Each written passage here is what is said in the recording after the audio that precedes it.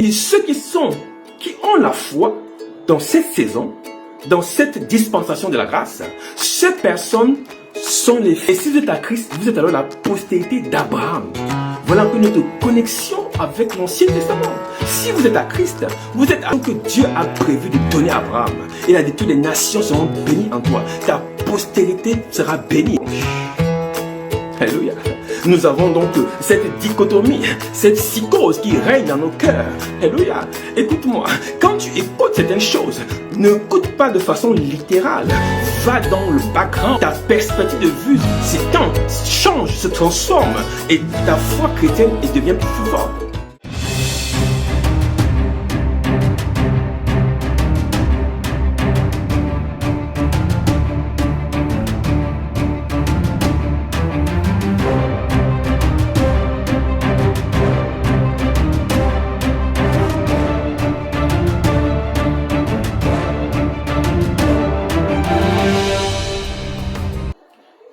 Shalom, shalom, shalom, bonsoir, shalom et bienvenue sur la plateforme Mafeteo. Nous sommes en ligne déjà pour notre programme hebdomadaire d'enseignement en live stream. Alors, annonce à un homme, annonce à une femme, à un collègue, à un ami, de Mafeteo est sur la place. Alléluia. Nous bénissons le Seigneur, nous rendons toute la gloire à Dieu pour sa présence parmi nous. Nous savons que la Bible déclare que là où deux ou trois sont assemblés en son nom, il est au milieu de nous. C'est pourquoi ce soir, nous voulons lui rendre toute la gloire en lui disant merci Père, nous te donnons toute action de grâce.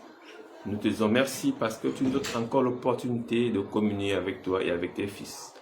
Merci Seigneur parce que par ton sacrifice sur la croix, tu nous as régénérés pour une espérance vivante. Tu as développé et relâché sur la surface de la terre une nouvelle génération, une nouvelle race. C'est pourquoi nous voulons te dire merci car nous sommes un sacerdoce royal. Et nous sommes fils du Dieu vivant. C'est un honneur et une gloire que d'appartenir à ton royaume. C'est pourquoi nous voulons communier avec nos frères et nos sœurs pour exhorter, encourager, éduquer, corriger, selon ce que la parole nous enjoint de faire.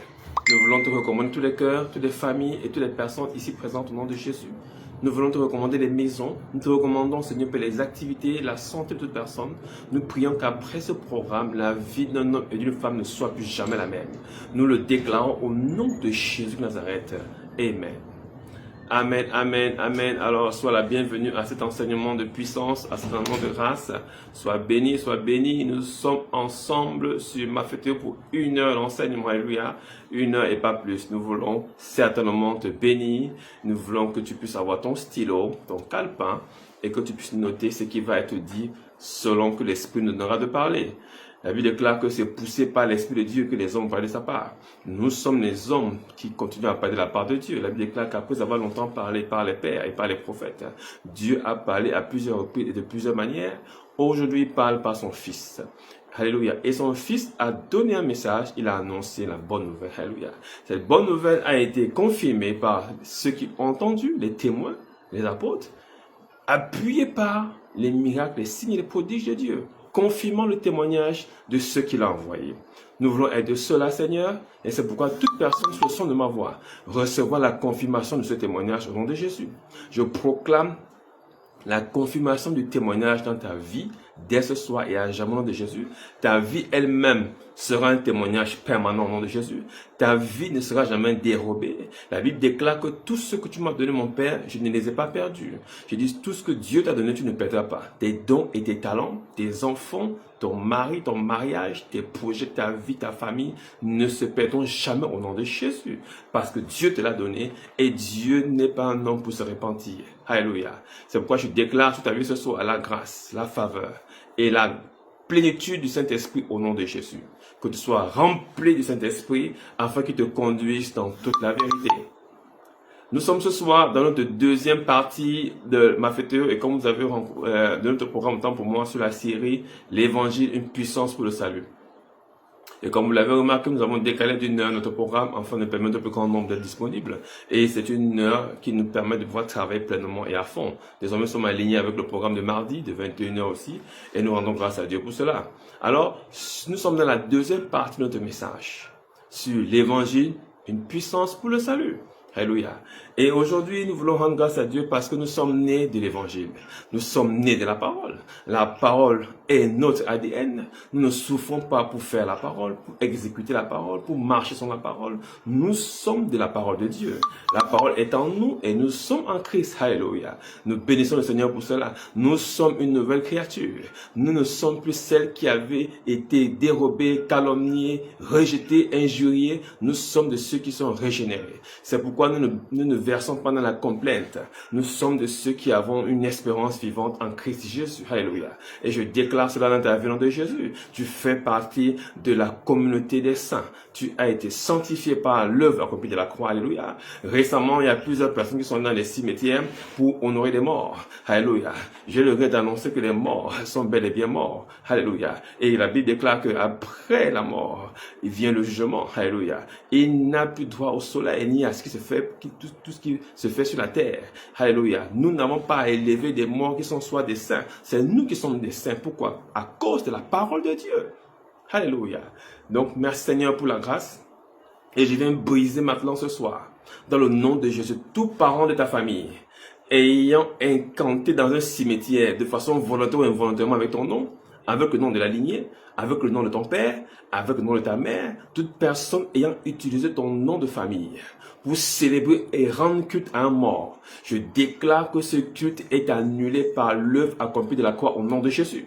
Je déclare que tu ne subiras pas les assauts du séjour des morts. Je déclare que la puissance de la mort n'aura pas d'effet dans ta vie au nom de Jésus. Je déclare que cette porte qu'ils ont ouverte pour sacrifier les hommes et les femmes ne se manifestera pas chez toi au nom de Jésus. Aucun membre de ta famille ne tombera sous les balles de l'ennemi au nom de Jésus. Je le déclare ce soir au nom tout puissant de Jésus.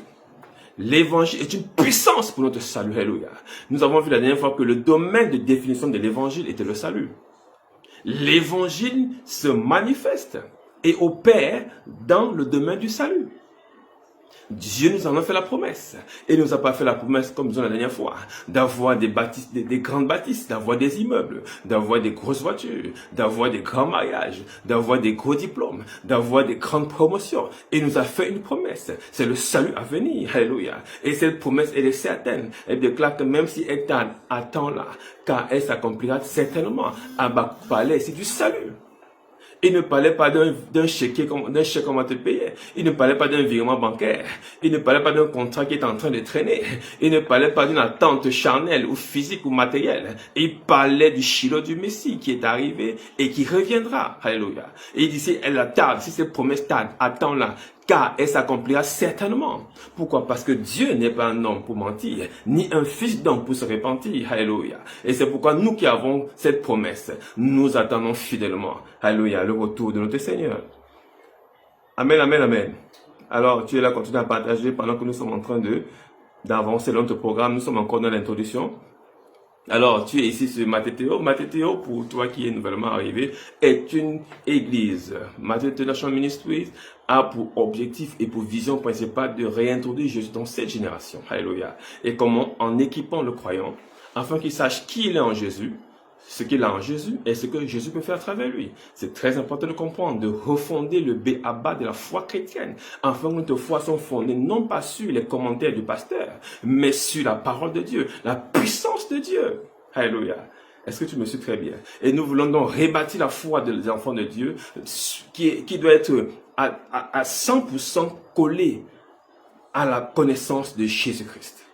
C'est cette connaissance qui nous édifie et qui nous bâtit de l'intérieur. C'est pourquoi notre vision et notre ambition, c'est de te bâtir de l'intérieur afin de faire de toi un homme et une femme de foi.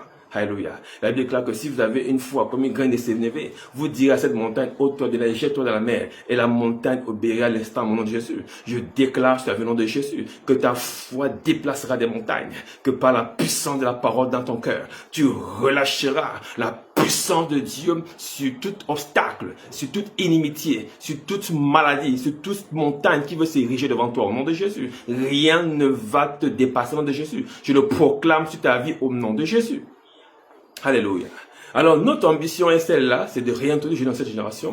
Et c'est pourquoi nous avons choisi déjà ce Shalom, Shalom Jeff, Shalom soit béni, Pasteur Jeff. Alors, c'est pourquoi ce soir, nous avons pour ambition, au travers de ce programme, dans la deuxième partie, de dévoiler un certain nombre de choses concernant l'évangile. Vous savez, tous les jours on parle de l'évangile. C'est quoi l'évangile? Au fait, pourquoi sommes-nous chrétiens? Et on va à l'église, pourquoi? On nous a dit qu'il y aurait un certain homme qu'on appelle Jésus-Christ qui serait venu, qui nous aurait sauvés. Pourquoi? Et quelle était son intention? Et pourquoi est-ce qu'on continue à souffrir? Et de quel salut est-ce qu'on parle? Est-ce que réellement on est sauvé? Est-ce que réellement on ira au ciel? Ce sont ces questions que nous voulons élucider. Alors, de façon globale, nous voulons comprendre le plan global de Dieu pour l'humanité. Ça, c'est notre vision globale dans cette série d'enseignements. Et ensuite, nous voulons avoir une meilleure lecture du salut devant tout ce qu'on nous présente. Vous savez, il y a tellement de saluts qui nous sont présentés. Il y a le salut matériel, il y a la prospérité, il y a la guérison, il y a le mariage, il y a l'enfantement, il y a la promotion professionnelle, il y a le succès social, il y a la victoire, il y a la réussite, il y a la promotion sociale.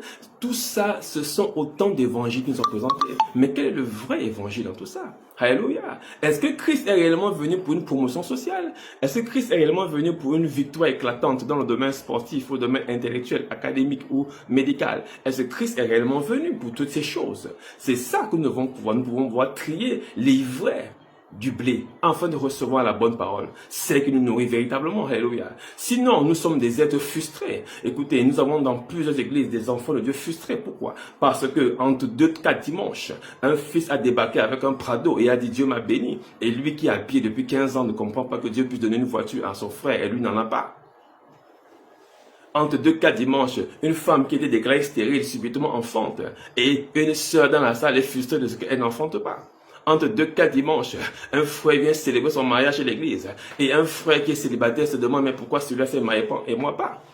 Est-ce que vous suivez mon regard? Et l'erreur s'est introduite progressivement dans le message de l'évangile. Et on a ramené l'évangile à ces choses qui sont des très bonnes choses, alléluia, nous ne doutons pas de cela, mais qui ne sont pas l'évangile, qui ne sont pas la parole de Dieu. Alléluia. Qui ne sont pas la parole de Dieu. Nous avons dans la Bible plusieurs personnages qui ont refusé des enfants, comme Paul, qui ont refusé de se marier, comme la veuve Anne. Nous avons plusieurs personnes qui ont décidé de rester ainsi, qui ne sont pas attachées aux biens matériels, mais qui ont poursuivi la foi. Et nous avons des personnes aussi qui ont poursuivi la foi et que Dieu a béni comme Joseph d'Arimathée, comme Salomon, comme Joseph lui-même. Nous avons tous ces exemples dans la parole de Dieu. Mais nous devons savoir que Dieu fait grâce. Dieu fait grâce. Alléluia. Dieu fait grâce. Et Dieu fait grâce à qui? À ses enfants. C'est pourquoi notre positionnement d'abord doit être de nous localiser. Où est-ce que nous sommes pendant que nous parlons de Dieu? L'évangile concerne les enfants de Dieu. L'évangile ne concerne pas le voisin. Dieu ne peut pas bénir les enfants du voisin tandis que les enfants souffrent. Alléluia. Et Dieu n'est pas non plus là pour régler nos problèmes de souffrance. Dieu est là pour nous annoncer un salut à venir.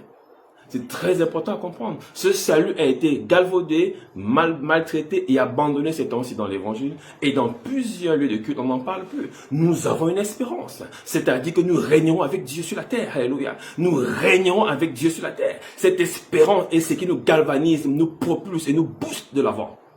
Parce que même quand nous souffrons, alléluia, la Bible déclare que les souffrances présentes produisent en nous un poids éternel de gloire. Alléluia. Si tu souffres en ce moment, la Bible déclare que ce qui est semé corruptible n'est incorruptible. Écoute, tu ne seras pas comme tel que tu es quand tu seras avec Christ. Tu seras dans un corps glorieux, dans une majesté royale, parce que tu es un roi et que tu régneras avec le roi des rois. Telle est notre espérance. Naturellement, tu me dis, mais tout ça c'est bien beau, mais je souffre sur la terre. Alléluia. Mais tu vas comprendre ce que c'est que la souffrance. Alléluia. Parce que l'évangile est la bonne nouvelle qui est venue ramener l'intelligence des sages à terre et de prendre ce qui était simple, les rendre intelligents. Alors, après cet enseignement, tu devras pouvoir être capable de définir ce que c'est que l'évangile. Alléluia. Tu dois être capable de pouvoir en sortir les traits caractéristiques de l'évangile. Tu devras pouvoir être capable d'en donner les fondements bibliques. Je voudrais qu'après cet enseignement, ces 3 éléments soient ton focus et que tu puisses en faire ton héritage. Parce que nous parlons beaucoup d'évangile, mais qu'est-ce que c'est exactement? Nous n'avons pas le temps le temps ne nous est pas assez donné pour pouvoir aller de fond en comble. Nous allons élucider quelques points. Alléluia. Qu'est-ce que c'est que l'évangile? Romains 1, 16, 17 nous donne une position très claire. Paul dit dans Romains, je n'ai pas honte de l'évangile. Pourquoi? C'est une puissance pour le salut de quiconque croit. Du juif premièrement, puis du grec. Et donc nous comprenons par là que l'évangile est donné à tout le monde. Alléluia. L'évangile est donné à tout le monde et est donné gratuitement. On ne paye pas pour avoir l'évangile. On ne paye pas pour avoir l'évangile. Bien que l'évangélisation soit payante. Mais l'évangile en lui-même est gratuit. Alléluia. Quand tu reçois la grâce et que tu la partages avec tes frères. Alléluia. C'est un don que Dieu t'a fait. Et ce don, tu le partages avec tes frères. C'est comme un repas que tu as reçu et que tu appelles tes frères pour venir manger avec toi. C'est cela l'évangile, c'est de pouvoir partager ce don gratuit de Dieu qui est la vie éternelle. Alors, l'évangile est un message, j'ai pris un peu une définition de Wikipédia et de Larousse, vous verrez. Alors, c'est le message de Christ. C'est le message prêché du Christ. Alléluia. Ce sont l'ensemble des livres, d'une certaine façon, dans lesquels sont consignés la vie et le message de Jésus.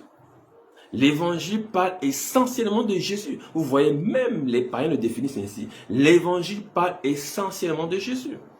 D'où vient-il qu'on a amené l'évangile d'autres territoires qui ne sont pas les territoires autorisés par Dieu? L'évangile parle essentiellement de Jésus. Jésus-Christ, le Fils de Dieu, le Fils de l'homme, le pain de vie, l'alpha oméga, le lion de la tribu de Juda. L'évangile parle de lui. Alléluia. Qu'est-ce qu'il dit essentiellement? Il donne une bonne nouvelle. La bonne nouvelle, qui veut dire en grec eugelia. Et cette bonne nouvelle a été celle qui était apportée aux hommes. Pour dire quoi? Jésus est venu annoncer l'arrivée du Messie, qui était lui-même. Et il est venu aussi pour dire que le salut était proche. Le salut était proche. Alléluia. Et que les justes allaient régner avec Dieu. Il est lui-même venu annoncer que je suis le Messie. Je viens du Père. Alléluia. Et nul n'a jamais vu le Père, à part celui qui descend du Père. Nul n'a jamais vu le Père. C'est pourquoi quand tu comprends ces phrases, tu commences à avoir la révélation de l'Ancien Testament. Mais pourquoi est-ce que Moïse a parlé avec Dieu? Est-ce que réellement il a parlé avec Dieu? Puisque Jésus dit, nul n'a vu le Père. Parce que nul ne peut voir le Père et vivre. Alléluia. Si tu vois le Père, c'est que tu es déjà mort. Ce n'est pas possible de le voir. Et Jésus dit, c'est moi qui viens du Père. Et je suis le seul qui le connaisse et il me connaît. C'était un message terrible. Et les pharisiens étaient bouleversés. Les juifs étaient bouleversés de comprendre un tel message. Eux qui avaient reçu la Torah et les enseignements de Moïse. Alléluia. Et c'est pourquoi ce message a été détourné par la suite. C'est pourquoi je déclare que tous ceux qui ont voulu détourner ta destinée au nom de Jésus sont neutralisés pendant que je parle au nom de Jésus. Ta destinée ne sera pas neutralisée. Elle ne sera pas détournée. Elle ne sera pas rafistolée au nom de Jésus. Tu feras ce que Dieu a décidé que tu feras. Et cela s'accomplira au nom de Jésus. Personne ne pourra t'arrêter. Alléluia. Parce que le message de l'évangile, personne ne pouvait l'arrêter. La bonne nouvelle annoncée a été annoncée par Jésus, confirmée par les témoignages des apôtres et appuyée par les signes, les prodiges, les miracles. Alléluia. C'est très important de comprendre cela. Écoute, au psaume 40, verset 10, il nous donne une image de l'évangile. L'évangile, au départ, dans sa conception et dans son étymologie, c'était une forme d'intéressement. En fait, quand on apportait une bonne nouvelle, on était payé. C'est ce que cela voulait dire au départ. Donc, quand tu apportais une bonne nouvelle, tu recevais le salaire de la bonne nouvelle. Alléluia. Si par exemple l'enfant avait eu le bac et que tu courais venir m'annoncer que mon fils a eu le bac, alors pendant que tu m'annonces, je dois sortir un billet de 5 000 pour te donner. C'était ça l'évangile. Mais plus tard, cela s'est répandu sur le domaine spirituel et l'évangile est devenu la bonne nouvelle du royaume annoncée aux enfants pour le lendemain meilleur à venir. Alors, c'est quoi cette bonne nouvelle? Le psaume 40 dit une chose. Je ne dissimulerai pas, j'annonce la justice dans la grande assemblée. Je ne ferme pas mes lèvres, Éternel, tu le sais. Annoncer veut dire évangéliser. Évangéliser, le terme grec du verbe annoncer qui vient du mot hébreu. Alors, quand on dit évangéliser, annoncer, c'est la même chose. Vous commencez à comprendre. Donc, l'évangile, c'est l'annonce, c'est la bonne nouvelle. Tout simplement. Alors, verset 11, je ne discipline pas ta justice. La justice, c'est la bonne nouvelle. Dans mon cœur, je proclame ta vérité et ton salut. Je ne cache pas ta bonté et ta fidélité dans la grande assemblée. Nous ne sommes pas là pour dire des mensonges. Alléluia. David le disait déjà dans l'assemblée, je dirai la vérité. Je le dirai parce que mon intelligence me donne. Je dois dire ce que j'ai entendu dire de la part du Père. Et Dieu a longtemps parlé par les prophètes, mais aujourd'hui il parle par son Fils. Et son Fils nous parle par son esprit. Et cela a été consigné dans un livre qu'on appelle la Bible. Et c'est ce message que nous relayons, qu'on appelle la bonne nouvelle. Nous avançons rapidement. Et donc, pourquoi est-ce que Dieu s'est acharné à donner cette bonne nouvelle? Il dit dans Ésaïe 61, verset 1, « L'Esprit du Seigneur est sur moi pour annoncer une bonne nouvelle, une année de grâce, pour libérer les captifs et rendre libres les opprimés. » Waouh! Et cela a été repris encore par le Seigneur quand il a commencé son ministère dans la synagogue. Il a lu le même verset dans la Torah. Mais pourquoi le Seigneur tourne autour de l'évangile? Vous savez, on va à l'église tous les jours, mais nous ne comprenons pas réellement le logos, c'est-à-dire l'intention de Dieu pour nous. Quelle est cette intention qui était derrière cette bonne nouvelle? Écoutez-moi très bien. Et il y a une histoire intéressante dans la parole de Dieu. Alléluia. Cette histoire, nous la verrons tout à l'heure. C'est l'histoire de Agar et l'histoire de Sarah. Avant cela, nous allons voir les 3 caractéristiques fondamentales de l'évangile. Alors, les 13 caractéristiques, autant pour moi. Nous avons 3 que nous avons pu lister pour toi. Alors, nous avons d'abord l'évangile. Alléluia. Définit notre rôle. L'évangile définit notre rôle. Quel est notre rôle à nous qui sommes en train d'annoncer, et toi qui écoutes, qui annonceras aussi désormais à ton prochain? Alléluia. Parce que le but de la manœuvre, c'est que tu ne m'écoutes pas continuellement, c'est que tu m'écoutes et que tu puisses aussi raconter la bonne nouvelle et témoigner auprès d'autres personnes et de faire ce que je fais. Alléluia. Alors, notre rôle à nous, la Bible dit ceci, l'évangile Hébreux 2:3. Comment échappons-nous en négligeant un si grand salut qui, annoncé d'abord par le Seigneur, nous a été confirmé par ceux qui l'ont entendu. Dieu appuyant leur témoignage par des signes. Écoutez, Dieu intervient 2 fois ici. Premièrement, il annonce par son Fils. Troisièmement, il appuie les témoignages. Mais au milieu, c'est l'être humain. Ce sont les hommes. Alléluia. Nous ne sommes pas ceux qui avons annoncé l'évangile. Écoutez-moi très bien. Et nous ne sommes pas ceux qui faisons les miracles. Notre rôle, c'est d'évangéliser, c'est de prêcher, c'est d'apporter la bonne nouvelle. Et cette bonne nouvelle, vous verrez, c'est la lumière qui éclaire tout homme. Alléluia. C'est la lumière qui éclaire les cœurs, qui renouvelle l'intelligence des enfants de Dieu.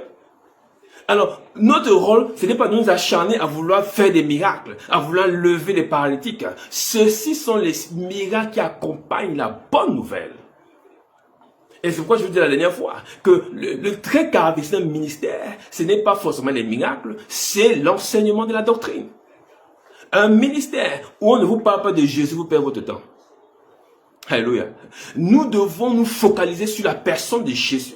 Et c'est cette personne que nous avons entendu le témoignage. Et ce témoignage, nous le prenons et nous le divulguons par l'annonce de l'évangile. Et ce témoignage s'en va, se propage, accompagné de miracles. Oh, les miracles, quand ils entendent qu'il y a un témoignage qui est relâché quelque part, les miracles se précipitent dans cette maison, dans ce lieu, dans cette entraille, dans cette main, dans ce corps, et commencent à enlever ce qui n'est pas de Dieu. C'est pourquoi je déclare au nom de Jésus, tu ne cours pas après les miracles, mais les miracles courront après toi au nom de Jésus. Je le déclare maintenant. Et que tout faux miracle qui voulait manipuler ton intelligence, manipuler ta foi, est séparé de toi au nom de Jésus. Tu ne tomberas pas sur le coup de l'erreur. Dans le nom de Jésus. Notre rôle est défini par l'évangile lui-même. Parce qu'il a annoncé par Jésus. Et il est lui-même encore, il vient derrière appuyer ce qu'il il vient de dire. En confirmant ce que ses apôtres sont en train de faire. Alléluia. C'est notre rôle. C'est très important à comprendre. Deuxièmement, l'évangile, ce n'est pas un rituel. Vous voyez que tout ce que nous faisons en plein jour, même là, c'est vrai qu'ici nous sommes en soirée, mais nous sommes en plein jour avec que nous sommes publics. Le jour, c'est en public. Nous le faisons en public. Nous ne cachons rien. C'est pourquoi Paul a dit ceci dans 1 Corinthiens 1,17. Ce n'est pas pour baptiser que Christ m'a envoyé, mais c'est pour annoncer l'évangile. Paul est venu mettre ici un point très fort que beaucoup n'ont pas compris. Alléluia. Je ne vais pas m'étendre dessus parce que c'est une autre dimension de la compréhension de la foi. Mais Paul est venu lui dire que ce que j'enseigne, c'est pas les rituels. C'est pas les lavements des mains, c'est pas les lavements des pieds, c'est pas les lavements des têtes, c'est pas les bains d'onction, c'est pas les bandages, c'est pas les feuilles, c'est pas les seaux d'eau. Écoute-moi, c'est la parole.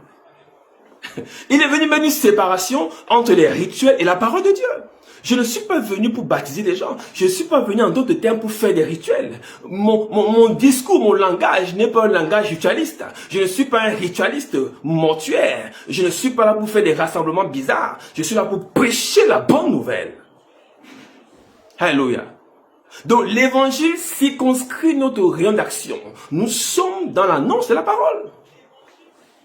L'annonce de la parole. Et c'est pourquoi beaucoup prennent des raccourcis pour annoncer la parole. N'accepte pas qu'on prenne un raccourci pour annoncer la parole. Alléluia. N'accepte pas qu'on substitue Jésus à un substituant. Alléluia. Suis mon regard. N'accepte pas qu'on change Jésus par rapport à un substituant. Parce qu'une bouteille ne peut pas être Dieu. Est-ce que tu me suis très bien? L'évangile encore vise à un objectif principal et primordial. C'est de renouveler notre intelligence. Est-ce que tu me suis très bien? L'évangile définit son rôle, nous sommes là pour annoncer. Deuxièmement, l'évangile se fait en public, ce n'est pas un rituel. Troisièmement, l'évangile frappe notre intelligence. Il dit dans 1 Corinthiens 1:18, car la prédication de la croix, donc l'annonce de la bonne nouvelle, est une folie pour ceux qui périssent. Mais pour nous qui sommes sauvés, elle est une puissance de Dieu. Soulignez bien le mot puissance de Dieu. Vous allez comprendre pourquoi la puissance de Dieu. Puissance de Dieu. 1 Corinthiens 1:22, les Juifs demandent des miracles et les Grecs cherchent la sagesse. Mais nous prêchons Christ crucifié, scandale, folie pour les Juifs et pour les païens, mais puissance de Dieu et sagesse de Dieu pour nous qui sommes appelés tant Juifs que Grecs. Est-ce que tu me suis très bien? Donc l'évangile est une puissance, mais puissance pour faire quoi? Alléluia. Nous commençons à descendre. Puissance pour faire quoi? Puissance pour faire quoi? C'est une folie pour les autres. C'est un scandale pour les autres. Mais pour nous qui sommes appelés, tant juifs comme les grecs, c'est une puissance de Dieu. Une puissance de Dieu. Et c'est pourquoi Jésus pouvait dire dans Luc 2:56, hypocrite, hypocrite, vous savez reconnaître l'aspect de la terre et du ciel. Comment se fait-il que vous ne reconnaissez pas ces temps-ci? Alléluia. Comment vous ne reconnaissez pas ces temps-ci? Parce qu'un nouveau temps est en train d'arriver. Par ma présence, un nouveau temps est arrivé, le temps du dévoilement, le temps de la démystification, le temps du renouvellement, le temps de l'ouverture des yeux, le temps de la descente du Saint-Esprit. Et il y a une dispensation qui arrive. Mais comment ne comprenez-vous pas? C'est comme je déclenche ta vie, que c'est une nouvelle saison qui se déclenche. Une saison de réveil, une saison d'acclamation, de célébration, une saison de grâce, une saison de valorisation. Une saison où là où tu avais été écrasé et rejeté, tu seras rappelé et relevé au nom de Jésus. C'est une saison qui arrive. C'est une grande saison qui est dans ta vie. Je déclare au nom de Jésus, quels que soient les tourments par lesquels on a voulu te faire passer, la saison qui arrive maintenant, par le son de ma voix, est une saison de grâce et de faveur. Tu rencontreras la faveur des hommes et la faveur de Dieu est déjà sur toi. Alléluia. Il dit, vous êtes hypocrite. C'est-à-dire que vous dissimulez la vérité. Comment n'arrivez-vous pas à comprendre ce qui arrive? Parce que moi, je suis quelque chose. Il y a quelque chose qui est descendu et c'était annoncé. La puissance de Dieu. La puissance de Dieu. Amen, amen. Après avoir vu cette traîne, nous allons voir les fondements maintenant. Cette puissance de Dieu, qu'est-ce que c'était exactement? Alors nous allons comprendre que, et nous l'avons vu récemment dans la guerre, dans la série sur le conflit chrétien. Nous avons vu quelque chose de particulier qu'on appelait la chair et l'esprit. Vous ne devez pas perdre de vue que sur la surface de la terre, il existe deux races principalement. Celle qui est née de la chair et celle qui est née de l'esprit. C'est très important à comprendre. Ça, c'est le fondement de la foi. Si on ne comprend pas ça, on ne comprend rien à la suite. Alléluia. Et vous allez dans le livre de Galates chapitre 4, partir du verset 21. Vous allez comprendre de quoi il s'agit. Alors il dit ceci, je vais lire rapidement. Dites-moi, vous qui voulez être sans la loi, n'entendez-vous point la loi? Excusez-moi d'être lourd, hein? C'est un enseignement biblique aussi en même temps. Alléluia. Tu vas comprendre. N'entendez-vous point la loi? Car il est écrit, Abraham eut deux fils. Je fonce directement sur ce point. Abraham a eu deux fils. C'est bizarre. Et il dit ceci. Un de la femme esclave et un autre de la femme libre. Mais celui de l'esclave est né selon la chair Mais celui de la femme libre est né selon la promesse. Alléluia. Est-ce que vous comprenez ce que ça veut dire? Il y avait une femme esclave et une femme libre. Et Abraham a eu 2 fils, un de chaque femme. Et il y a un fils esclave et un fils libre. Et donc, l'enfant d'un esclave donne quoi? D'après toi? Des esclaves. Et l'enfant d'un libre donne quoi? Des libres. Est-ce que tu me suis très bien? L'enfant d'esclave produit des esclaves, mais l'enfant du libre produit des libres. Écoute-moi, un oranger ne peut pas donner une papaye. Alléluia. C'est pourquoi je dis au nom de Jésus, tu n'échoueras pas. Tu ne produiras pas l'inverse de ce que ton cœur désire au nom de Jésus. Je le proclame sur ta vie. Ce que ton cœur désire, c'est ce que tu vas manifester et présenter à l'humanité au nom de Jésus. Tu vas être célébré à cause de cela. Ton talent ne mourra pas. Ta capacité ne mourra pas. Ton potentiel ne sera pas étouffé au nom de Jésus. Aucune maladie, ni la mort, ni la séparation, ni l'injustice ne viendront à bout de ton nom de Jésus. Je le déclare sur ta vie au nom de Jésus. Tu ne produiras pas l'inverse de ce que tu avais prévu de faire et ce que Dieu avait mis en toi. Ta vie n'est pas un numéro de téléphone. Ta vie n'est pas une barre magnétique. Ta vie n'est pas une date de péremption. Je dis au nom de Jésus, tu ne périras pas et tu ne mourras pas. Tu accompliras les desseins de l'Éternel et tu chanteras la gloire de Dieu au nom de Jésus. Alléluia. Amen, amen. Tel est ton partage et telle est ta destinée. C'est d'accomplir le dessein de Dieu dans ta vie au nom de Jésus. Tu n'accompliras pas les desseins de la lignée familiale. Écoute-moi, l'esclave a produit des esclaves. Je dis au nom de Jésus, si on produisait des alcooliques dans ta famille, si on produisait des célibataires, si on produisait des malades chroniques, si on produisait des fous, je dis au nom de Jésus, ça ne t'arrivera pas, ni à toi, ni à ta descendance. Je déclare que maintenant dans l'ascendance, cet esprit est chassé au nom de Jésus. Il est chassé au nom de Jésus par la puissance de l'évangile. Je challenge ces esprits de mort, ces esprits d'affabulation, ces esprits de maladies chroniques, des maladies métaboliques ancestrales. Oh, le diabète a terrassé le père, le diabète est en train de terrasser les neveux. Écoute-moi, la goutte a terrassé la mère, la goutte terrasse encore les nièces. Je dis au nom de Jésus, ça ne marchera pas dans ta famille. Je dis ta maison n'est pas assujettie aux maladies. Je déclare au nom de Jésus, le retour d'où ça vient. Il retourne d'où il vient au nom de Jésus. Parce que le Seigneur déclare, je mettrai en eux un esprit et ils retourneront d'où ils sont venus. Au nom de Jésus, je change l'état mental de ceux qui voulaient conduire ta vie vers le gouffre. Je dis, ils seront maintenant disposés à ton égard. Ils seront disposés à te bénir. Ceux qui voulaient te détruire, je le déclare au nom de Jésus. Alléluia. N'oubliez pas, ceux qui n'ont pas l'esprit de Dieu sont des animaux. Alléluia. L'esprit animal est l'esprit instinctif qui pousse les gens à faire du mal. C'est pourquoi la Bible déclare que mon peuple périt faute de connaissance. Et quand il n'y a pas la connaissance, il y a la violence, il y a les crimes, il y a le meurtre, il y a les viols, il y a l'indécence, il y a la trahison, il y a la fausseté, il y a le mensonge. C'est pourquoi je dis au nom de Jésus, toi qui es dans la vérité, ces choses ne te toucheront pas. Parce que la foi est ton bouclier. Ils viendront par le mensonge, ils viendront par la trahison, ils viendront pas les attaques, ils viendront par 10 000 manières. Je dis, ils ne te toucheront pas au nom de Jésus. Ta vie ne sera pas ébranlée dans le nom de Jésus. Il y a une puissance qui t'accompagne. Il y a une puissance qui t'accompagne, c'est l'évangile. Amen, amen. Et donc, il y a 2 générations sur la terre. Et parmi ces générations, il y a une génération libre et une génération qui est en esclavage. Mais bizarrement, il y a quelque chose qui se passe. C'est que la génération en esclavage prospère plus que la génération qui est libre. Ah, quelqu'un me suit là? C'est bizarre. Les enfants de l'esclave deviennent plus nombreux et plus grands que les enfants du libre. Écoute-moi, quand Jacob revenait de chez Laban, la Bible déclare qu'il formait 2 camps.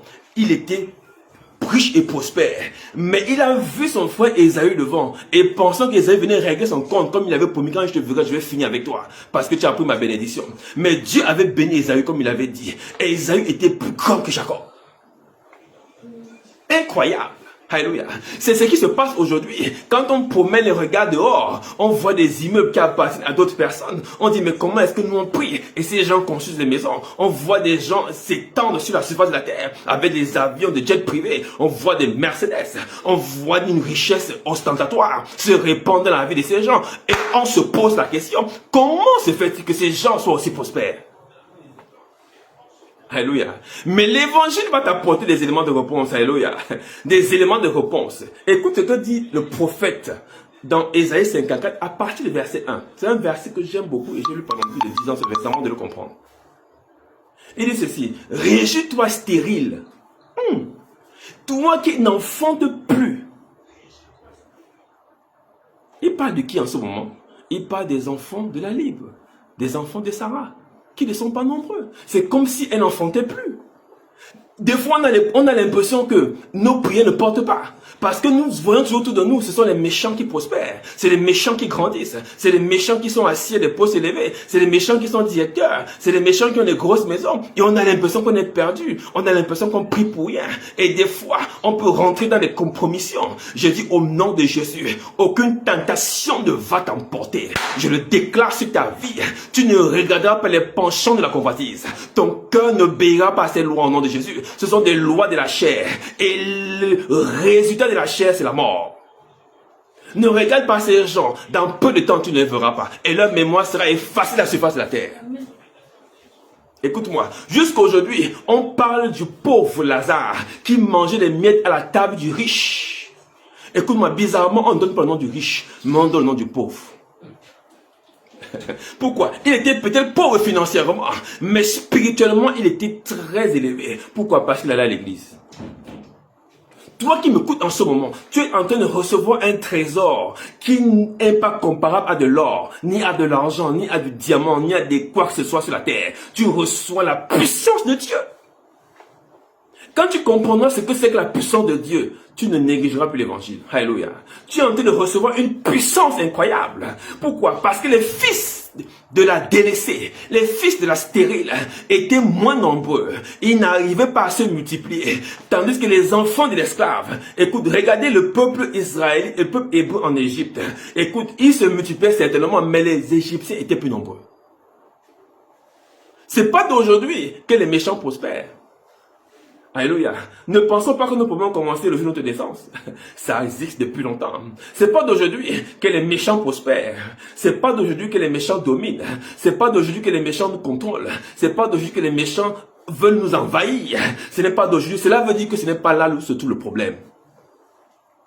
C'est pourquoi Jésus, quand il est arrivé, il a déçu le peuple juif. Il s'attendait à trouver un messie, c'est-à-dire un souverain général de guerre, qui allait chasser l'envahisseur colonial romain de leur territoire. Mais malheureusement pour eux, Jésus n'est jamais allé au palais par le roi. Il est resté à l'église. Pourquoi est-il resté à l'église?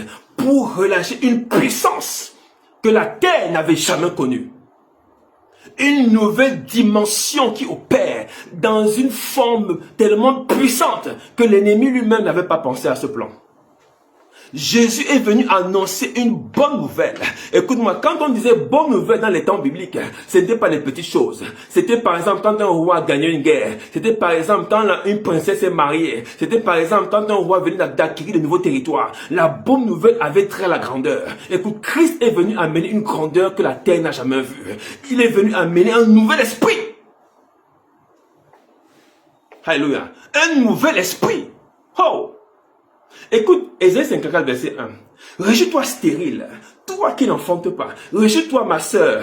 Réjouis-toi mon frère, toi Jésus Sauveur. Réjouis-toi toi ma soeur Devada. Réjouis-toi ma soeur Pasteur Nadège. Réjouis-toi ma soeur Ménorah Doré. Réjouis-toi ma chérie Ménorah Doré, tant pour moi. Réjouis-toi au nom de Jésus. Pourquoi? Parce que tous ceux qui sont sur le sol de ma voix en ce moment et qui pendant un moment, on pense que c'était stérile.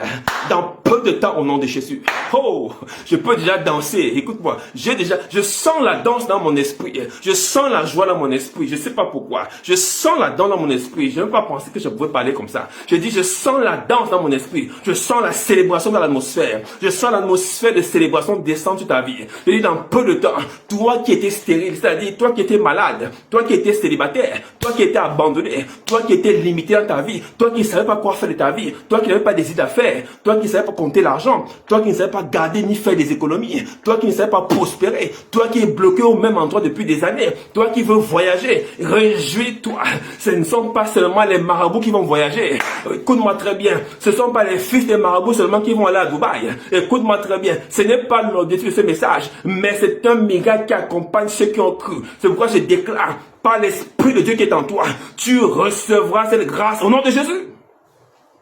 Réjouis-toi, parce que dans peu de temps, tu seras célébré. N'oublie pas de m'envoyer ton témoignage, parce que je sens la célébration dans ta vie au nom de Jésus. Il dit, réjouis-toi stérile, toi qui n'enfantais plus. Il dit, toi qui n'avais plus jamais touché 6 millions de ta main, toi qui n'avais jamais vu 10 millions, toi qui n'avais jamais vu 150 millions. Je dis, réjouis ton nom de Jésus. Je dis, réjouis ton nom de Jésus. Je dis, réjouis ton nom de Jésus, parce que la grâce est en train d'arriver. Je ne suis pas en train de prêcher un message de la prospérité matérielle. Je te parle de la grâce qui va accompagner ce miracle, ce message au nom de Jésus. Il dit, fais éclater ton allégresse. Vous avez vu? Fais éclater ton allégresse. Je suis en train, je n'avais même pas lu là-dessus, j'éclate déjà mon allégresse. Il dit, et ta joie, toi qui n'as plus de douleur. Vous savez qu'une femme qui est stérile ne connaît plus la douleur parce qu'elle ne connaît plus les mouvements du bébé dans le sein, elle ne connaît pas ces choses. Écoute-moi, c'est comme quelqu'un qui est entre guillemets pauvre. Il ne connaît plus le goût du climatiseur. Il ne connaît plus le goût des saucissons des jambons. Il ne connaît plus le goût de marcher dans une voiture, de rouler avec une voiture. Il ne connaît plus ces choses. Une femme qui cherche un homme, elle ne connaît plus le plaisir d'être avec un homme dans sa chambre, de pouvoir vivre son mari. Écoute, toi qui n'avais plus ces plaisirs, toi qui avais plus ces choses, même si la médecine avait déclaré que tu ne pouvais plus avoir quoi que ce soit, je dis au nom de Jésus, les miracles accompagnent. Je n'ai pas dit qu'on les appelle, on ne les attire pas, on ne les invoque même pas, mais ils ont pour mandat d'accompagner ceux qui reçoivent la puissance de l'évangile. Dieu n'est pas un homme pour mentir. Quand il a relâché la bonne nouvelle, il a prévu quelque chose qui doit accompagner la bonne nouvelle. Pourquoi? Parce que la bonne nouvelle annonce des grandes choses. C'est pourquoi les miracles vont t'accompagner. Tu ne peux pas annoncer une bonne nouvelle selon l'entendement biblique, parce que pour comprendre la Bible, il faut s'asseoir là où j'étais assis pour comprendre ce qu'il comprenait. Amen, amen. Tu ne peux pas recevoir une bonne nouvelle, une aussi grande nouvelle comme celle-là, et ne pas avoir comment j'ai envie de dire, les éléments physiques de ta bonne nouvelle. Je te dis la vérité. Ces bonnes nouvelles s'accompagnent de quelque chose de physique dans ta vie. Alléluia. Car les fils de la délaissée seront plus nombreux que les fils de celle qui est mariée. Maintenant, pour ton exégèse, pour ta compréhension, qui est délaissée et qui est mariée? La délaissée, c'est Sarah. Et la mariée, c'est qui? C'est Agar. Et qu'est-ce que c'est que la mariée, la délaissée? Où est-ce qu'Agar a été mariée? J'espère que tu vas comprendre cela. Agar a été mariée comment? Le jour où le Seigneur est descendu sur la montagne du Sinaï et a parlé à Moïse. C'est là où le Seigneur a épousé Israël. Amen, amen. Et ce peuple s'est multiplié. Alléluia. Et plus tard, un autre mariage est arrivé. C'est à la croix de Golgotha. Ce mariage nous concernait, toi et moi. Un nouveau mariage est arrivé. Le Seigneur est mort sur la croix. Et depuis ce jour, lui et nous, nous sommes liés. Mais ce qui est bizarre, c'est que après la résurrection, quand le Seigneur est parti, on cherchait les disciples, il n'y avait plus personne. C'est pourquoi, pendant un moment donné, les apôtres ont cru que le message était perdu. Il n'y avait plus personne à Jérusalem. Ils étaient cachés dans les chambres comme des rats. Ils avaient eu peur. Ils étaient très peu nombreux. Les fils de la délaissée étaient pas nombreux, mais les fils de la femme mariée étaient nombreux. Les juifs étaient nombreux, les païens étaient nombreux, les grecs étaient nombreux. Il y avait les asiatiques, il y avait les romains, il y avait les égyptiens, il y avait les corinthiens, il y avait les gens de Colosse, il y avait les gens de Galate, il y avait les gens de l'Italie. Tout ce monde était nombreux, mais les enfants de Dieu étaient très peu. C'est pourquoi la Bible déclare que les fils de la délaissée seront plus nombreux. Et comment sont-ils plus nombreux? Le jour de la Pentecôte, quand l'Esprit de Dieu est descendu, la Bible déclare que Pierre a prêché et 3000 âmes ont donné leur vie à Jésus. Les enfants de la femme libre ont commencé à se multiplier. Est-ce que tu vois la puissance de l'évangile? La puissance de l'évangile a la capacité de donner vie à des hommes. Est-ce que quelqu'un me suit? Je suis allé quelque part. Alléluia. Je n'ai quelque part. La puissance de l'évangile, sa force, c'est qu'elle est capable de donner naissance à des hommes. C'est pourquoi la Bible dit que c'est une puissance pour nous. Quelle est cette puissance? C'est la capacité pour nous de choisir la vérité. Amen, amen. De choisir la vérité. Les enfants de la femme libre sont nés selon la promesse. Et les enfants de la femme esclave sont nés selon la chair. Cela veut dire qu'il y a deux types de semences. Il y a une semence qui est spirituelle et une semence qui est naturelle. Est-ce que quelqu'un me suit ce soir? Oh, est-ce que quelqu'un me suit? L'évangile a pour ambition de relâcher la semence spirituelle dans le corps des enfants morts, enfants qui se réveillent et qui voient la vérité en face et que leur intelligence soit renouvelée. Écoute-moi très bien, la puissance de l'évangile nous démontre que toi et moi, nous ne sommes pas nés d'une semence humaine. Nous ne sommes pas nés d'une semence humaine. Ne néglige pas ta position. Ce n'est pas un sperme d'un homme qui t'a donné vie. Et oublie cette affaire.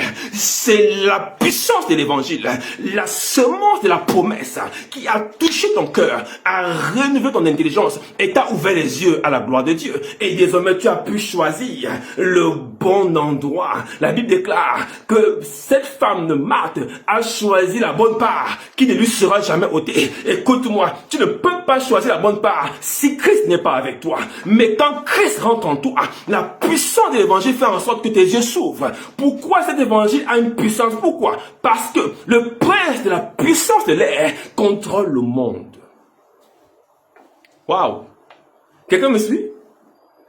Si tu me suis, donne-moi un puissant amen. Nous sommes bien vers la fin. C'est très intéressant.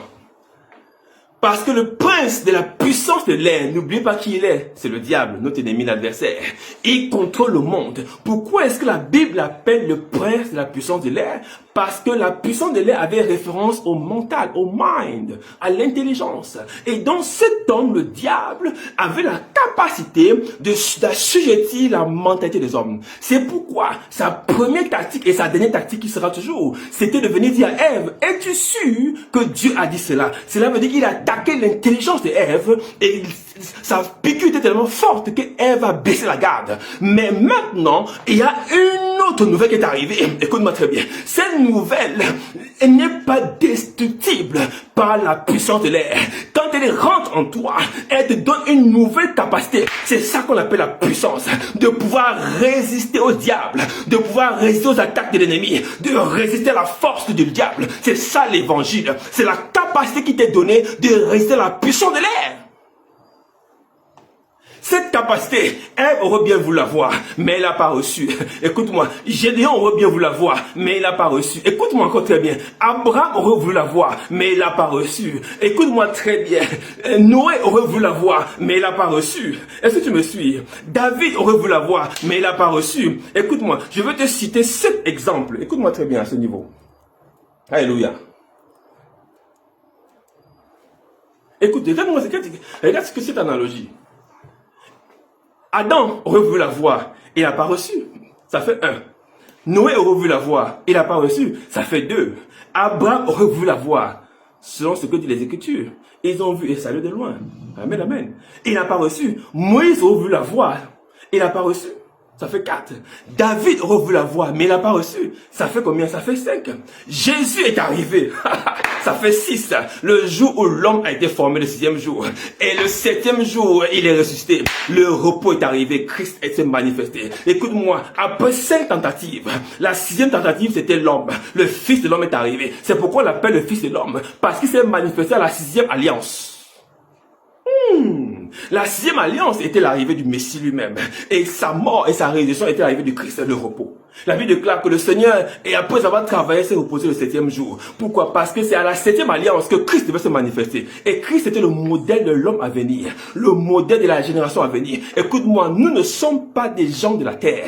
Nous avons une semence incorruptible. Que la mort, la famine, le désert, les attaques de la sorcellerie ne peuvent pas détruire. Nous sommes indestructibles. Nous sommes une nouvelle race qui a fait apparition sur la surface de la terre. Nous ne sommes pas de ceux qui meurent dans les cimetières. Et comme un cimetière ne peut pas t'avaler, nous sommes de ceux qui vivent avec une espérance vivante. Est-ce que je me suis très bien ce soir? Je veux que tu sors de ce programme galvanisé, boosté et propulser de l'avant. Je dis, tu n'es pas n'importe qui. La semence qui t'a donné la vie n'est pas un sperme humain. Ce n'est pas une relation humaine. C'est la puissance de l'Esprit de Dieu en toi. Amen, amen. Because of time. C'est une semence. Et donc, on comprend donc que. Et c'est pourquoi Jean vient dire, dans le livre de Jean, au chapitre 1, verset 12, à ceux qui ont reçu et à ceux qui ont cru, elle a donné le pouvoir de devenir enfant de Dieu. Le pouvoir, le mot puissance revient encore. Elle donne le pouvoir. Pourquoi? Parce que devenir enfant de Dieu, ce n'est pas que c'est une puissance, mais il y a une puissance qui est requise pour que tu deviennes enfant de Dieu. Pourquoi? Parce qu'un enfant de Dieu n'est pas l'enfant de la boue. Un enfant de Dieu n'est pas un enfant de la misère. Être chrétien, ce n'est pas être n'importe quoi. La chrétienté n'est pas définie par ton habillement. Encore moins par ton logement. Encore moins par ton mangement, si je peux dire. La chrétienté est définie par l'Esprit de Dieu en toi. La Bible déclare dans Romains 8,14. Ceux qui sont conduits par l'Esprit de Dieu sont fils de Dieu. Et Jean, ayant eu la révélation, il a dit, waouh, quand je vois comment Moïse a vécu, je vois comment Abraham a vécu, je vois comment Gédéon a vécu, je vois comment Enoch a vécu, je vois comment David a vécu, je vois comment tous ces héros de la foi ont vécu. Je comprends que les fils de l'enfant libre avaient une puissance qui leur a permis d'échapper au plan de l'ennemi. C'est pourquoi je dis au nom de Jésus, l'Esprit est en toi et une capacité surnaturelle. Je dis c'est divin, surnaturel c'est petit, qui t'empêche de tomber dans la mort. Tu ne tomberas pas dans les trappes de la sorcellerie. Oh, un sorcier ne peut pas te tuer. Écoute-moi très bien. Le sorcier ne peut pas te toucher. Même s'il fabrique n'importe quoi. Même si tu sens des douleurs. Et que la sorcellerie n'est que le petit étage de la puissance de Dieu. La Bible déclare qu'il a fait de la terre son marchepied. Écoute-moi très bien. Toute attaque mystique qui n'a pas encore été révélée dans ta vie ou qui sera révélée ce soir, je déclenche l'avalanche de feu. Je dis le feu va éradiquer tes ennemis en Jésus. Et ils sont ravagés au nom de Jésus. Parce que la semence qui est en toi est une semence incorruptible. Alléluia. Incorruptible. Et donc, où se trouve cette semence? Nous allons faire la chute. Nous allons comprendre où s'appuie la puissance de l'évangile. L'évangile a un point d'attaque et un point d'ancrage. C'est notre mentalité, c'est notre intelligence. Peuple de Dieu, écoutez-moi très bien. Écoutez-moi très bien.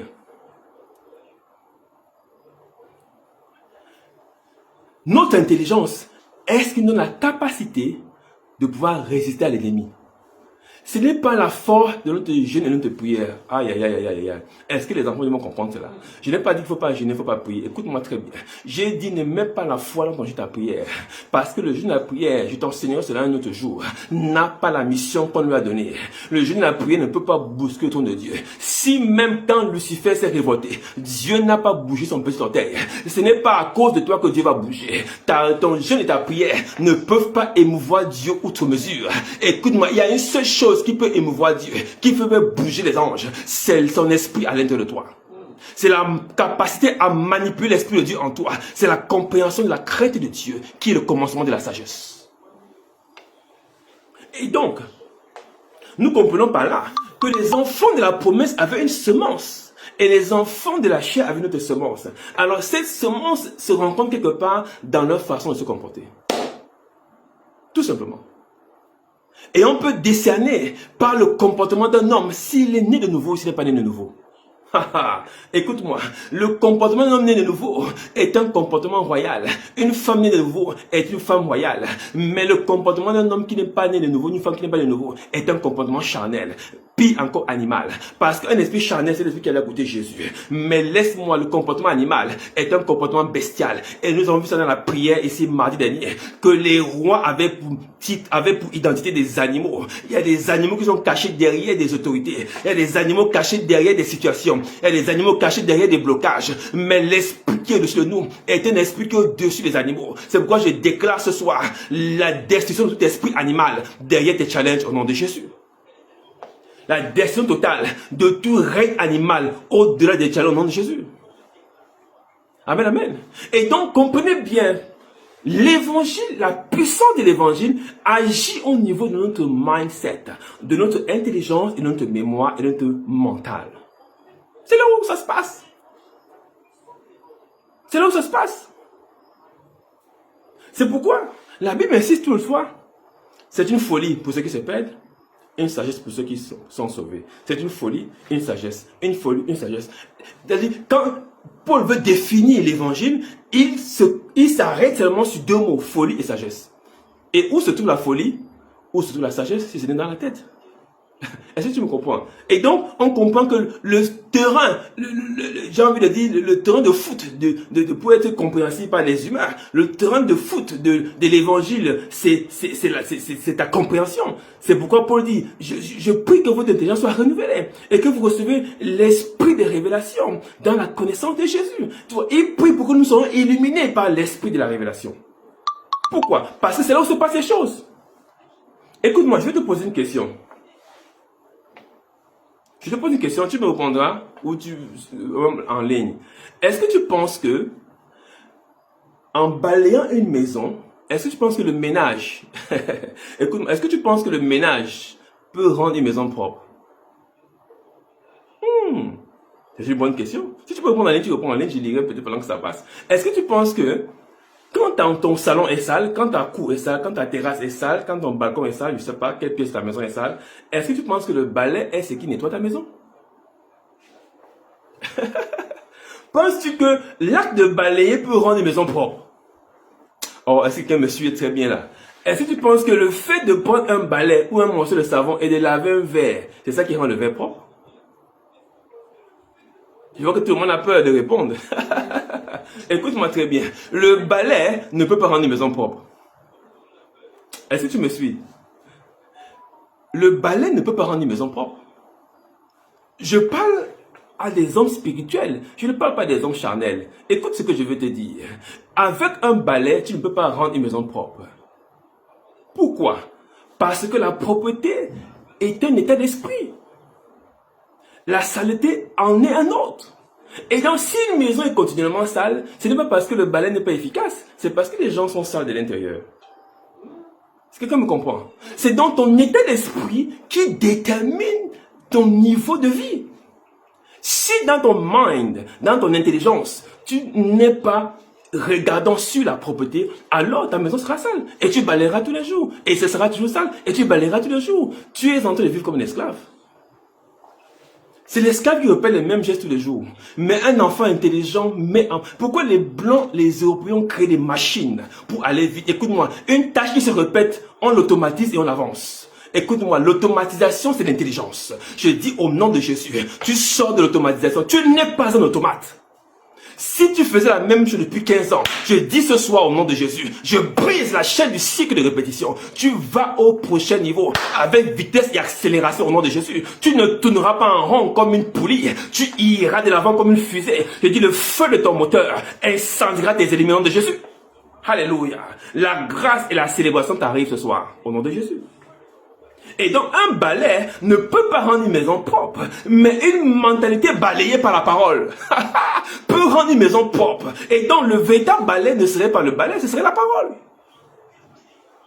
C'est pourquoi nous ne devons pas nous fatiguer de parler à nos enfants, de ranger le lit, de ranger la chambre. Pourquoi? Nous sommes en train de semer dans leur esprit une parole qui va les aider plus tard. Quand ils seront seuls et chez eux, mariés avec leur femme et leurs enfants, ils sauront ce qui est propre, ce qui n'est pas propre. Pourquoi? Parce que tu as passé ton temps à lui dire qu'il faut refaire ton lit, il faut balayer ta chambre, il faut laver tes habits, il faut laver tes chaussettes, laver tes sous-vêtements. Ces paroles sont des balais qui sont plus puissants que le balai en manche en bois. Et donc nous comprenons que la saleté n'est pas un problème physique, c'est un problème spirituel. Je veux aller quelque part. Alléluia. Et donc, on ne peut pas gérer la famine avec un gigot de poulet. De la même manière, on ne peut pas gérer le mariage avec le célibat avec le mariage. Nous devons sortir des oppositions factuelles et ponctuelles. Écoute-moi, l'ennemi de la captivité, ce n'est pas la liberté. Et comme l'ennemi du célibat, ce n'est pas le mariage. Et comme l'ennemi de la famine, c'est pas l'abondance. Alléluia. C'est ce que l'évangile est venu nous apporter. Mes frères et sœurs, c'est ça. Une autre compréhension de la vie. Une autre compréhension de la vie qui opère au niveau de notre cœur. Qui nous libère de l'intérieur. Quand tu es libre de l'intérieur, je t'assure que ta vie prend une autre dimension. L'évangile libère de l'intérieur. On ne peut pas chasser les démons avec des prières seulement. Est-ce que tu me suis? Écoute-moi très bien. La présence des ténèbres, écoute-moi cette partie, tu dois noter ça même. L'assaillement des ténèbres ne démontre pas que tu es perdu. Le fait d'être tout le temps malade ou d'être tout le temps tourmenté, d'avoir des problèmes spirituels, ne veut pas dire que tu n'as pas reçu la vie et que tu n'es pas sauvé. Cela démontre seulement le degré de ta distance par rapport à la lumière. Quelqu'un me suit là? Excuse-moi si c'est un peu fort. Je dis ceci, je me répète. Le niveau d'assaillement que tu peux avoir, le niveau de turbulence et de troubles par lesquels tu peux passer, ne sont pas le signe de la mort, mais le signe de l'éloignement par rapport à la lumière. Qui est l'évangile, qui est la bonne nouvelle. Pourquoi la Bible est claire et il n'y a pas de rapport entre la lumière et les ténèbres. Cela veut dire quoi? C'est un calcul mathématique simple. Cela veut dire simplement dire que si j'ai les ténèbres dans ma vie, je n'ai qu'à mettre la lumière. Alléluia. Et la lumière, c'est pas le feu.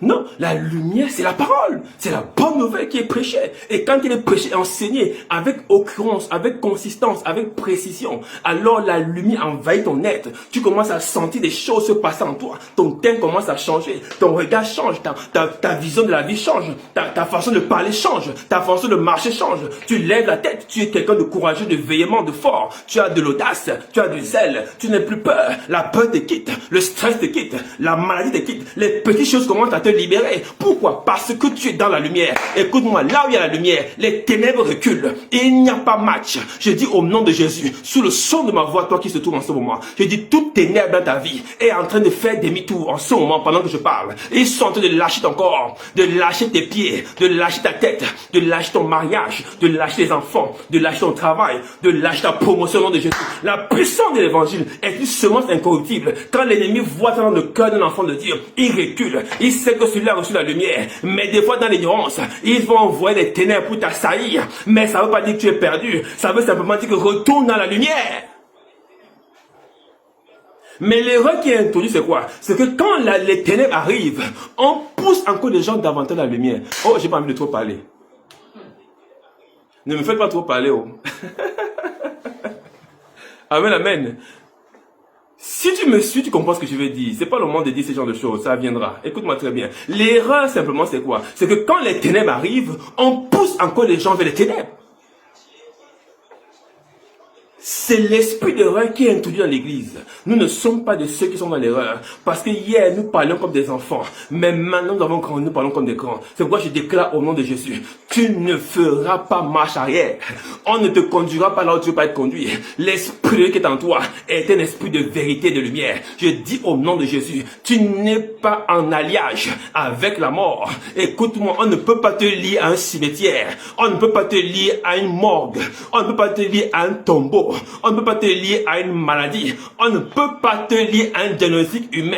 Je dis ces choses sont de l'apanage des êtres humains. Mais toi, tu es un être surnaturel, doté d'une capacité surnaturelle, avec le gage de l'Esprit de Dieu en toi. C'est pourquoi je déclare au nom de Jésus le brisement des chaînes de l'esclavage.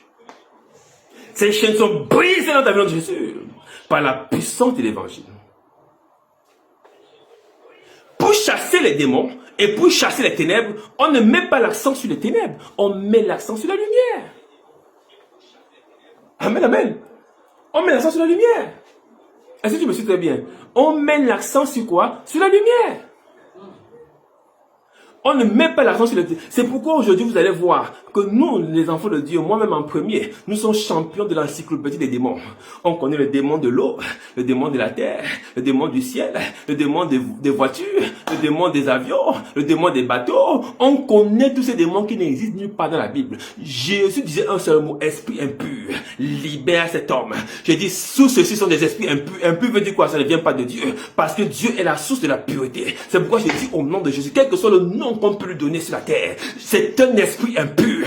Et la Bible dit, vous avez reçu l'autorité, le pouvoir de marcher sur eux. Et au nom de Jésus, nous saisirons des serpents, nous chasserons des esprits impurs. Je dis, tout esprit impur marchant derrière ton sillage est chassé instamment au nom de Jésus. Chassé instamment au nom de Jésus. Chassé instamment au nom de Jésus. Because of time. Je dis, tu ne peux pas être poursuivi par un esprit impur. Alléluia. Alléluia. Et c'est pourquoi nous sommes seulement en train d'introduire dans l'évangile. C'est encore le début, c'est même encore rien. Et c'est pourquoi Nous allons vers la fin. Ésaïe a compris cela. Ésaïe chapitre 5, verset 13, il dit ceci. C'est pourquoi mon peuple sera soudain amené captif. Vous avez vu? Vous comprenez? C'est pourquoi mon peuple sera soudain amené captif. Sa noblesse mourra de faim et sa multitude sera desséchée par la soif. Donc quand on est en captivité, il y a deux choses qui se caractérisent par la captivité. La faim et la soif. On a faim de quoi? De la parole. On a soif de quoi? De la parole. Quand tu es en captivité, tu as besoin de l'évangile. Écoute-moi, ce n'est pas la guerre qui va libérer les prisonniers. Ce n'est pas le brisement des chaînes qui va libérer les prisonniers. C'est la parole de Dieu qui libère le cœur des hommes et des femmes. C'est pourquoi, toi qui as soif, viens à moi. Toi qui as faim, viens à moi, dit l'Éternel. Seigneur, si tu n'as pas d'argent, viens recevoir la vie. Je ne vends pas cela. Je suis ton Dieu au nom de Jésus. Je dis, tous ceux qui ont voulu te manipuler, dans la soif et dans la faim, tu tournes en rond. Écoute-moi. Même si vous ne comprenez pas ce que je veux dire, vous allez comprendre après écouter ce message. Il y a des gens qui se sentent lourds subitement à l'église. Ils n'arrivent plus à prier, à jeûner. Ils n'arrivent plus à dormir la nuit. Ils sont lourds dans le jeûne et la prière. Pourquoi? Ils ont soif. Leur esprit a faim. Ils ne mangent plus. Ils ne reçoivent plus le repas naturel, spirituel de leur corps. Ils ont seulement le repas naturel. Ils mangent seulement les gâteaux et les bananes. Ils mangent seulement les bédoumes et le riz, le poulet et la viande. Ils n'ont plus rien d'autre à manger. Mais leur esprit a faim et a soif. C'est pourquoi soudainement ils seront amenés en captivité. Est-ce que tu me suis? Ils sont amenés en captivité. Et c'est quoi la captivité? C'est l'ignorance. Amen, amen. C'est l'adaptation au système de ce monde. C'est la complaisance. C'est pourquoi la Bible déclare dans Jean 8:35 que si le Fils de l'homme te libère, alors tu seras réellement libre. Et encore, ceux qui découvrent, quand vous découvrez la vérité vous rendra libre. Le Fils de l'homme et la vérité, c'est Jésus. C'est lui qui rend libre. Amen, amen. C'est lui qui rend libre. C'est lui qui est le premier d'entre les morts. La première semence incorruptible, c'est Jésus. On l'appelle les prémices de l'Éternel. C'est lui qui a été choisi comme modèle standard de la vie à venir. Et donc quand nous voyons Christ, nous pouvons nous voir comme dans un miroir. Nous savons que c'est nous. Si tu vois que Christ n'a pas la maladie sur lui, tu dis maladie sort de mon corps. Christ n'est pas infime, alors l'infimité n'a pas de place dans ma vie. Christ n'est pas mort, alors toi mort, où est ton pouvoir? Christ n'a pas les maux de tête, toi céphalée sort de ma tête. Christ n'a pas mal au genou, toi douleur au genou, libère mon corps. Christ n'est pas célibataire, tu dis moi célibat, sors de ma vie au nom de Jésus. Écoute-moi, quand tu regardes Christ, tu peux parler à ta propre personne. Et que me suit, parce qu'il est notre miroir. Nous regardons au travers de lui. Quand on regarde comment il est beau entre 10 000. Écoute-moi très bien, tu n'es pas laid ni vilaine. Qui peut te caractériser de la sorte? Les enfants de Dieu sont des enfants merveilleux et adorables. Écoute-moi très bien, il a reçu le plus beau de tous les noms. Ton nom est le plus beau de tous dans ta génération. Ne te néglige pas. Alléluia, est-ce que tu me suis? Il a été souverainement élevé après avoir été humilié. L'humiliation que tu as subie hier, prophétiquement, va conduire ton élévation dans peu de temps. Au nom de Jésus, je le déclare et je le déclenche au nom de Jésus. Reçois la grâce, reçois la faveur, reçois la puissance au nom de Jésus. Reçois la puissance au nom de Jésus. Je vais m'arrêter par là ce soir. Nous allons aborder la prochaine fois les thèmes sur l'Esprit de Dieu. Comment se manifester l'Esprit de Dieu et pourquoi est-ce que l'Évangile finalement désignait un esprit nouveau qui devait arriver. Donc cette bonne nouvelle, c'était un esprit qui devait arriver. Nous allons voir cela et nous allons parcourir la Bible ensemble encore pour pouvoir comprendre davantage de quoi il s'agit, afin que tu comprennes ce que c'est que l'Évangile. Et je vais prier pour toi ce soir. Prier pour ta famille, prier pour tes enfants, prier pour tes projets, prier pour ton élévation, prier pour ta promotion, ton relèvement, ta restauration. Je déclare au nom de Jésus, par la puissance conférée par l'Évangile, à tous ceux qui ont cru, et de ce fait que tu es devenu enfant de Dieu, que la puissance de l'Évangile va assujettir toute autre puissance, et toute autre évangile est écrasé. Tu n'es pas adepte de l'Évangile de la stagnation, de l'évangile de la famine, de l'évangile de la stérilité, de l'évangile des blocages, de l'évangile de la maladie, de l'évangile des injures et des humiliations. Ça n'est pas ton évangile. Ton évangile, c'est la bonne nouvelle, celle qui produit la vie et qui donne la vie. C'est pourquoi j'ai dit au nom de Jésus, tout ce qui a voulu t'assaillir pour produire la mort, j'ai dit pour produire l'amertume, j'ai dit pour produire les regrets, j'ai dit pour produire toute forme d'isolation et d'isolement mental. J'ai dit cela n'est plus ton partage. Je brise aussi au nom de Jésus. Ce cycle est détruit au nom de Jésus. Tu sors de cet environnement néfaste et négatif.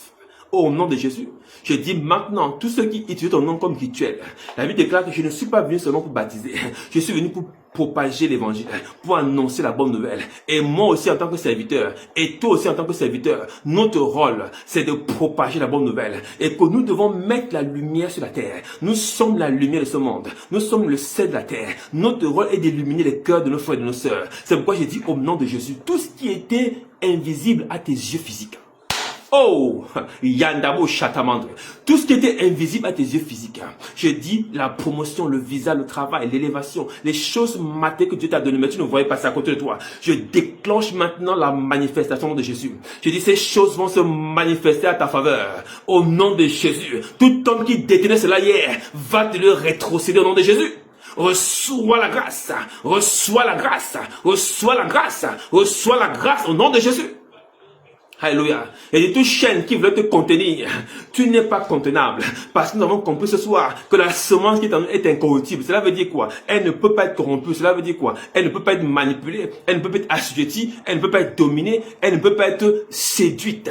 Je dis au nom de Jésus, toute séduction, mensonge, manipulation, assujettissement diabolique, voulant comprimer ton existence, ta destinée, ton étoile. Je dis au nom de Jésus, cela est brisé dans ta famille. Sur toi et tes enfants et ta progéniture. Brise au nom de Jésus. Tout ce qui veut te bloquer au même endroit depuis des années est brisé au nom de Jésus. Je bénis le Seigneur parce que tu vas voir clair et clairement tu verras. Au nom de Jésus, je prie sur ton système nerveux central. Toute forme de maladie est chassée. Toute forme de douleur est chassée. Toute forme de maladie cancérigène est brisée. Toute forme de kyste, de myomes et de fibromes sont chassés. Je proclame le séchement de toute maladie métabolique, la destruction de toute cellule métabolique envahie par le cancer, l'annulation des plans de destruction de ton corps. Ta vigueur ne sera pas détruite, ta force ne sera pas détruite, tu seras en forme matin, midi, soir au nom de Jésus, parce que tu as des choses à faire le Seigneur. Je rends grâce à Dieu pour ta vie et la qualité de ton cœur. Je bénis le Seigneur parce que c'est lui qui est ton conducteur et ton chauffeur, ton berger au nom de Jésus, et t'amènera à bon port au nom de Jésus. La maladie s'enfuit de toi, la myopie, la cataracte, le glaucome, toutes les maladies oculaires, sortent au nom de Jésus. Sortent au nom de Jésus. Et tout parent malade, que ce soit ta tante, ta grand-mère ou ton père, je dis, s'il avait mal aux yeux ce soir même, la douleur disparaît instantanément au nom de Jésus. Je proclame sa guérison maintenant au nom de Jésus. Toute douleur oculaire qui tire et qui fait mal, elle chasse au nom de Jésus. Reçois la grâce. Et toute tentative d'AVC, de maladie hypertensive, voulant provoquer des ischémies cérébrales, c'est-à-dire des suspensions de l'innervation sanguine dans le cerveau. Je dis au nom de Jésus, cela n'arrivera pas. Le sang ne s'arrêtera pas cette nuit. Cette personne ne mourra pas. L'ischémie cérébrale s'en va. Le sang circule normalement et naturellement. Je le déclare sur les vaisseaux sanguins de cette personne, de cet homme, de ce papa depuis 70 ans. Je déclare au nom de Jésus que les vaisseaux s'ouvrent et le sang circule normalement au nom de Jésus. Je parle sur tes poumons, ton gros intestin, ton rectum. Au nom de Jésus, je déclare maintenant le délitement de tout ce qui bloquait la digestion au nom de Jésus. Tu digéreras normalement, tu respireras normalement, tu dormiras normalement au nom de Jésus. Reçois la grâce, la plénitude de cet esprit au nom de Jésus. Amen. Amen. Amen. Shalom. Thank you. Merci pour votre présence. Merci pour votre assiduité. Merci. Je prie le Seigneur que vous ayez noté et que vous puissiez méditer ces choses. Ce sont des grandes choses qui vont vous amener très loin. Je bénis le Seigneur qui vous a permis d'être là. Tous les pasteurs sur la plateforme, soyez bénis, soyez bénis. Vous êtes des leaders de demain, une nouvelle génération, une voix pour les sans-voix. Au nom de Jésus. Thank you Lord, je suis fier de vous. Que Dieu vous bénisse tous tant que vous êtes. Soyez des multiplicateurs de la grâce. N'oubliez pas de faire part de vos témoignages, de vos requêtes de prière toujours. Vous pouvez me contacter en inbox. Et naturellement aussi de soutenir l'œuvre parce que c'est une œuvre qui est en train de grandir, qui est en train de partir. Alléluia. Et dans très peu de temps, nous serons en salle et nous allons annoncer cela ici pour démarrer nos programmes en salle, en présentiel. Alléluia. Alors, soutenez-nous. N'hésitez pas à soutenir. Vous allez avoir des numéros qui vont s'afficher. N'hésitez pas à soutenir de quelque manière que ce soit. Vous êtes bénis au nom de Jésus. Nous devons partager la grâce absolument. Alléluia. Que Dieu vous bénisse. Que Dieu vous bénisse. Que Dieu vous bénisse. Nous sommes tous bénis, des témoignages ne font que pleuvoir, que la grâce vous accompagne et que votre maison soit protégée à jamais au nom de Jésus. Amen.